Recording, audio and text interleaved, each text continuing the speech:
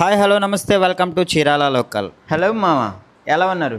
ముందుగా అందరికీ వినాయక చవితి శుభాకాంక్షలు. చూస్తుంటే అప్పుడే వినాయక చవితి సెలబ్రేషన్ స్టార్ట్ అయిపోయినట్టు ఉన్నాయి. డీజేలు హడావిడి. సరే వీడియోలోకి వెళ్ళిపోదాం మామ. వచ్చేసింది ఈ సీజన్కి లవ్ ట్రాక్ దొరికేసింది. ఎవరు అనుకుంటున్నారు మామ? ఎవరో కాదు, నీకెలాంటి సోనియా. 2 days బ్యాక్ అస్సలు పడేది కాదు, అలాంటిది కలిసి కూర్చుంటున్నారు, కలిసి తిరుగుతున్నారు. నేను వెళ్ళిపోతే నువ్వు రిగ్రెట్ అవుతావా అని సోనియా అడిగితే, నువ్వు వెళ్ళిపోవు, నాకు కన్ఫర్మ్ నమ్మకం ఉంది అంటాడు. తను ఏదో అప్సెట్ అయ్యి ఒక పక్కన కూర్చుంది అనుకో.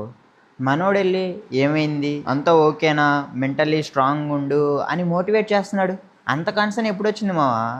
పక్కా తనకైతే సోనియా మీద సాఫ్ట్ కార్నర్ ఉంది మావా, క్లియర్గా అర్థమైపోతుంది అది. సరేలే, ఎక్కువ మాట్లాడామనుకో నా సావు నేను వస్తాను నీకెందుకు అంటారు.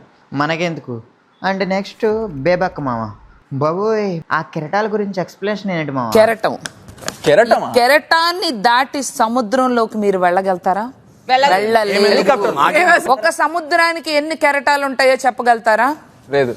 అలాగే మా టీంలో వామ్మో, చాలా ఓవర్గా అనిపించింది బాబోయ్. చూస్తున్నంత సేపు నేను చచ్చిపోతా నేను బతకను విషయం ఎక్కడ, ఎండిది ఎక్కడ, కత్తి ఎక్కడ, రైలు ఎక్కడరా, నేను చచ్చిపోతా. యష్మి గురించి మాట్లాడాలి మావా. ఏంటి మావా ఆ మెంటాలిటీ? పెద్ద సైకోయిస్ట్ లాగా ఉంది మావా. అరే 2 teams ఉన్నాయి కదా, వర్క్ని ఈక్వల్గా స్ప్లిట్ చేయొచ్చు కదా. ఎంత నీకులు తన క్లోజ్ ఫ్రెండ్ అయితే మాత్రం వర్క్స్ అన్ని ఒకరికి అసైన్ చేయడం కరెక్ట్ కాదు మావా. చూస్తున్నాను చెప్పు నాకైతే చాలా కోపం వచ్చింది. వాళ్ళు కూడా సరే మీరు గెలిచారు, అసలు గెలిచిందే ఫౌల్ గేమ్ ఆడి, ఎలాగో విన్నింగ్ మీకే వచ్చింది కదా, గెలిచారు కదా, అది ఎంజాయ్ చేయొచ్చు కదా. ఎందుకు ఆ శాడిజం?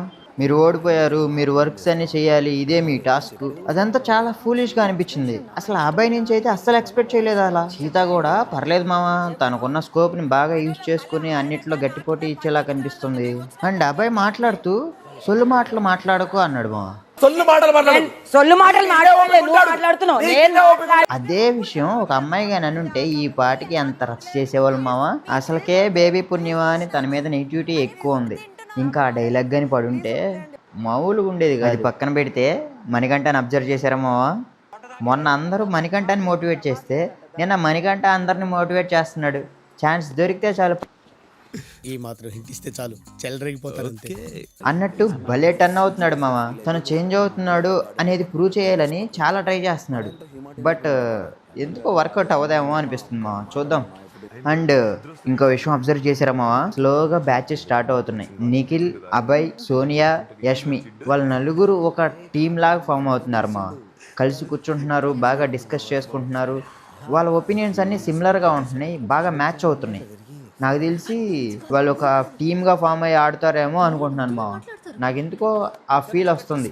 ఇది మావా నిన్న ఎపిసోడ్లో నాకు అనిపించిన ఇంట్రెస్టింగ్ అండ్ హైలైట్ పాయింట్స్. మరో మంచి అనాలిసిస్తో మళ్ళీ రేపు కలుద్దాం. Until then please do like, share, subscribe to Chirala local.